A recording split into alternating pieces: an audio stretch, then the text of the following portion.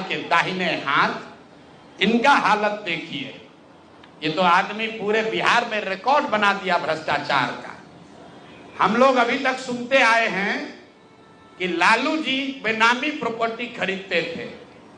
अब इनका देखिए बेनामी प्रॉपर्टी का हालत। ये दस्तावेज इतना है कि जैसा मुन्ना जी बता रहे हैं कि समेटते समेटते हम लोग थक गए कि भाई कितना भेजोगे। हमने अब कह दिया भाई अब और जमीन का कागज मत भेजो। भाई साहब के एक पीए हैं, पीए थे दत्त साहब, योगेंद्र दत्त, नाम याद रखिए। अशोक चौधरी के पीए योगेंद्र दत्त 2019 में, जरा कागज निकाल, 2019 में अशोक चौधरी जी ने 34 लाख रुपया में योगेंद्र दत्त के नाम पर विक्रम में 1 एकड़ जमीन, करीब करीब 1 एकड़ जमीन, 0.7 एकड़, 23 कट्ठा जमीन इन्होंने खरीदा। 76 डिसमिल जमीन है जो 23-23 कट्ठा होता है, करीब करीब 0.7 एकड़। विक्रम में 34 लाख में जमीन खरीदा गया योगेंद्र दत्त के नाम पर, जो उस समय अशोक चौधरी के पीए थे। अब सुनिए इसमें कहानी। 2 बरस के बाद दत्त साहब ने वो जमीन ट्रांसफर रजिस्ट्री कर दिया अशोक चौधरी के बेटी और अभी के सांसद शांभवी चौधरी के नाम पर 34 लाख रुपया में। इसका डीड है, ये डीड आपको जारी करेंगे, आप देख लीजिएगा। अब इसमें नई बात, अच्छी बात क्या है, नई बात क्या है?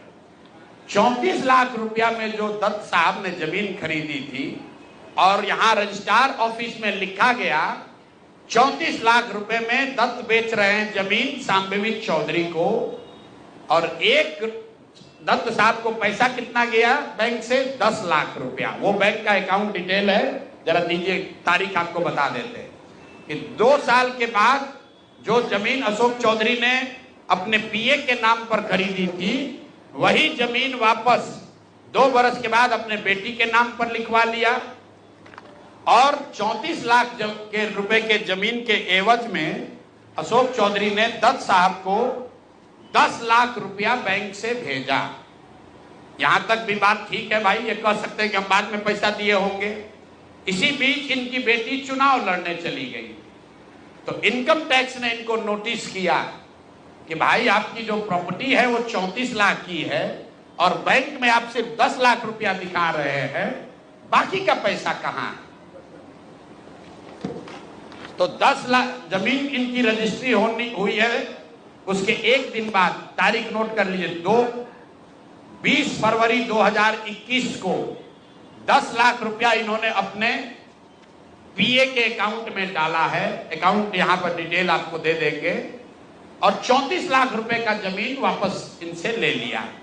जब इनकम टैक्स ने नोटिस रेज किया कि जमीन है 34 लाख का और अकाउंट में सिर्फ 10 लाख रुपया ही दिख रहा है, तो 4 बरस के बाद 27 अप्रैल 2025 को जमीन लिखवाया है 2021 में। इनका क्रेडिबिलिटी देखिए। जमीन रजिस्ट्रार ने लिख दिया, आप हम जाते हैं उसको खड़ा करके पूछता है भैया कहां है रुपया, कहां दिए? ये 19 में इन्होंने बेनामी जमीन खरीदी पीए के नाम पर, 21 में उस जमीन को वापस अपने बेटी के नाम पर लिखवाया। 10 लाख रुपया का ट्रांजैक्शन हुआ। जब इनकम टैक्स ने नोटिस रेज किया तो भाई साहब ने जान बचाने के लिए 27 अप्रैल 2025 को, मतलब बेटी के एमपी बनने के बाद 25 लाख रुपया दत्त को, मिस्टर दत्त को फिर इन्होंने बैंक से ट्रांसफर किया। तो मैं आपके जरिए अशोक चौधरी जी, जो अपने आप को महादेव का भक्त बताते हैं, हमको तो लक्ष्मी के ही भक्त ज्यादा दिखते हैं, महादेव के भक्त नहीं हैं, ये लक्ष्मी के भक्त हैं। अगर आपने 34 लाख रुपए की जमीन अपने पीए से अपने बेटी के नाम पर खरीदी तो उसका भुगतान क्यों नहीं किया? 10 लाख ही क्यों भुगतान किया? और अगर आप कहते हैं कि 10 लाख ही भुगतान तय हुआ था, तो फिर बाद में 25 लाख रुपया 3 बरस के बाद इनकम टैक्स के नोटिस आने के बाद क्यों किया? अब आपको हम एक छोटा सा केस बता रहे हैं, इसका वैल्यू 34 लाख है।